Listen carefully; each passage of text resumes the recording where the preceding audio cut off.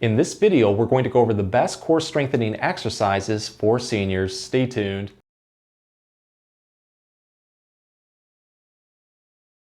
Hey everyone, Dr. Rowe coming to you from SpineCare in St. Joseph, Michigan. In this video, we're going to go over 4 easy core strengthening exercises specifically designed for seniors. So no complex, awkward movements. These are going to be simple, straightforward exercises that you can do every single day. A note about these exercises, each one is going to target different muscles that comprise the core muscle groups. This includes the abs, the obliques, the pelvic floor muscles, lower back muscles, and the glutes. To get the best results, go through them all, use what works best for you. With that being said, let's get started. Here's an exercise that's one of the easiest but also one of the safest ways to help strengthen the core muscles. It's called the dead bug, and this one is going to keep your back straight so it's not likely to cause a lot of irritation on the spine. To get into position, we're going to lie flat on our back in bed or on a floor. Your legs are going to be roughly hip width apart, and you're also going to have them bent at 90 degrees, and the knees are going to be pointed straight up towards the ceiling. I'm going to show you 3 different ways to do the dead bug, the first being the easiest, the last being the hardest. So progress into these movements when you feel ready. So let's start with the half dead bug. You're going to take your hands, put them off to your side for support. The first movement, very straightforward. Just take one leg and slowly straighten your knee out, lowering your leg towards the bed or the floor. What you want to do is keep lowering it down to the point where it's just hovering an inch or 2 above the bed. So don't let your foot or your leg touch. In this position, you're really going to feel those core muscles, including those pelvic floor muscles, engage to stabilize this movement. Hold this one comfortably for about 3 to 5 seconds. You're going to relax and then repeat it on the other side. Do this nice and slowly for 10 to 15 repetitions on both sides. But if it feels like you have a little bit more energy, try to throw in another set or 2. So the second movement is the full dead bug. And this time around, what we're going to do is get back into our original position, but put our hands straight up towards the ceiling. I guess this looks like a dead bug. The movement is the same, but what we're going to do is lower the other side's arm down with that leg. So I'm lowering my left leg and my right arm.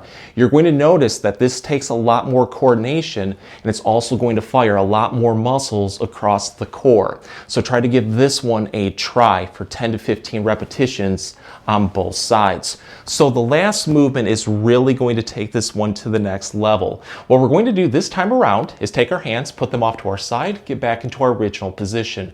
We're going to add a pedaling motion in. So what I would start off doing is just having your legs roughly at 90 degrees and do a light pedaling motion like this for about 5 to 10 seconds, and then you're just going to relax. On the next repetition, to make it more challenging, push your feet out just a little bit more. So we're trying to straighten the knees. The further that you pedal out, the more intense this will get. So build into it nice and slowly. But try to do this one for about 5 to 10 repetitions. But again, if it feels like you have a little bit more energy, challenge yourself and throw in a couple more repetitions. Here's a really easy way to strengthen your core muscles in a chair. For this one, we need a small weight. Depending on your strength, you can start with a small soup can, progress into a heavier water bottle, and if you have a lot more strength, start using dumbbells. So let's get into position. What you're going to do is have very good upright posture. Try to keep your back as straight as possible during this exercise. You're going to take your weight and put it right out in front of you. Just grab the 2 ends. What we're going to do now is target more into the abdominals, the abs, and the obliques by slowly twisting or rotating towards one side. The more that you turn over like this, the more that you're really going to feel those muscles engage, including those obliques. Try to hold this one comfortably for 3 to 5 seconds. Come back towards the middle, take a breather, and then repeat on the other side. You want to do this one nice and slowly for about 10 to 15 repetitions. If it feels like you have more energy, you can throw in as many repetitions as you like. So the next movement is now taking our weight and putting it off to our side. Just have your arm going straight down and get a very good grip into the weight. What I like to do is also grip into the side of the chair or on the side of my leg for support. Movement very easy. We're just going to now bend straight away, lifting this weight up very, very slowly. The more that you lean over, the more that, again, you're going to feel those core muscles start to engage. Hold this comfortably for 3 to 5 seconds, and then what you're going to do is slowly lower the weight down like this until you're nice and straight. So we're going to fight resistance going up, but we're also going to fight it going down. I like to do this one for about 5 repetitions on one side, switch to the other, and then repeat.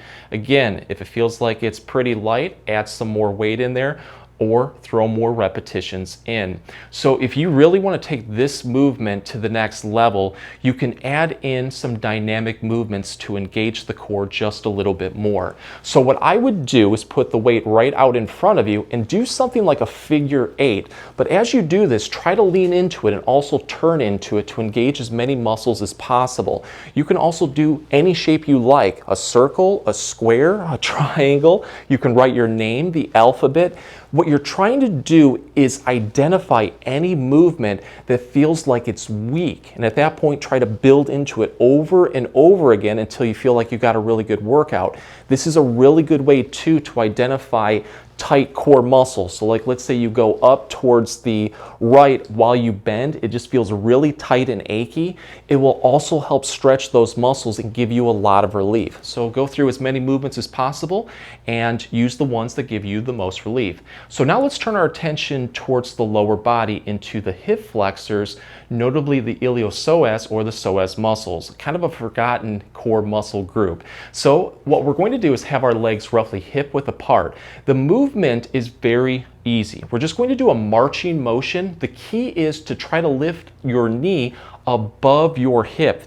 When you do that, you should feel the muscles right here on the top of the thigh engaged. That's how you know that you're working the hip flexors. But what we're going to do is resist against it. So I would just kind of do this for maybe 5 to 10 times to warm the muscles up. If that actually is quite a bit of a workout, you can just throw a couple sets in. But if you would like to progress into a harder workout, what you can do is add in some resistance by overlapping your hands and putting them right over the top of your thigh. Resist against it as much as you can, but again, try to drive that knee above the hip. Hold that for a couple seconds, lower it, and then repeat on the other side. Give that a try for about 10 repetitions on both sides. But again, if it feels like you have more energy, try to throw some more repetitions in. With this exercise, we're going to focus on 2 overlooked core muscles, the glutes, or the buttocks, and the erector spinae muscles of the back. This is known as the bird dog, and to get into position, we're going to start on all fours like this. Depending on how firm your mattress is, you could probably do this in bed, but it should be easier to do on a floor. So let's start with the easier half bird dog, and when you feel ready, progress into the more challenging full bird dog. I'm going to start by slowly straightening one leg away from me, pointing my toes away also. The trick with this exercise is to keep the top of your foot flat on the bed or the floor and then slide it away from you until you feel a gentle activation of the muscles in the calves that works upward into the back of the thigh, the hamstrings, into the glutes around the hips, and then the lower back. Focus on feeling it into the lower back and the hips. Once you feel that, you're going to hold that and then slowly raise that leg upward until it is in line with your body. In this position, you should feel a ton of muscles start to fire. The core muscles in the front, including the abs, but you should also feel it across the pelvis, into the hips, into the leg. You're going to hold this one comfortably for 3 to 5 seconds. You're going to relax and then repeat it on the other side. Do this nice and slowly for 10 to 15 repetitions on both sides. But if it feels like you have a little bit more energy, challenge yourself by throwing some more repetitions in.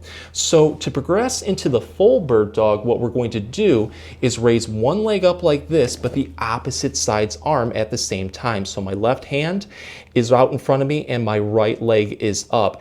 Why this one is much more challenging is because you're going to fight to stabilize this movement. This will really help build and improve coordination and balance. So hold that for about 3 to 5 seconds and then repeat on the other side. With this exercise, we're going to focus on strengthening core muscles across the pelvic floor. This is called the pelvic bridge, and it's very easy to do. To get into position, lie flat on your back in bed or on a floor. Have your legs roughly hip width apart, knees bent, feet flat. Take your hands, put them off to your side for support. What we need to do is brace the core muscles. Imagine somebody trying to poke you in your stomach, how you tighten up, especially across the abs. Mimic that and hold it during this exercise. It'll help protect the spine. We also need to squeeze and fire the glutes. An easy way to be able to do this, take your heels and gently press them into the bed or the floor until you feel the glutes start to fire. We're then going to slowly raise our hips and pelvis upward until our body is in a nice straight line from our knees to our hips to our shoulders. If you're unable to get into this position because of weakness or pain, do the best you can. Hopefully over time you will gain strength and flexibility to get in this position. But in this position, you should feel a ton of muscles start to fire. The core on the front, the back, across the pelvis, hips, into the glutes, into the legs. Hold this one comfortably for 3 to 5 seconds. You're going to relax, and then you're going to repeat this 10 to 15 times. But if it feels like you have a little bit more energy, challenge yourself by throwing more repetitions in.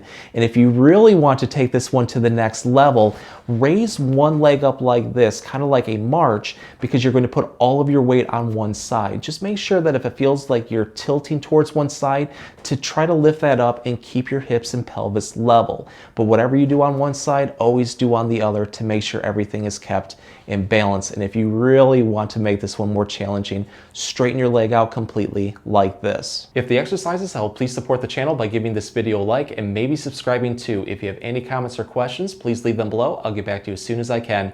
Thanks for watching.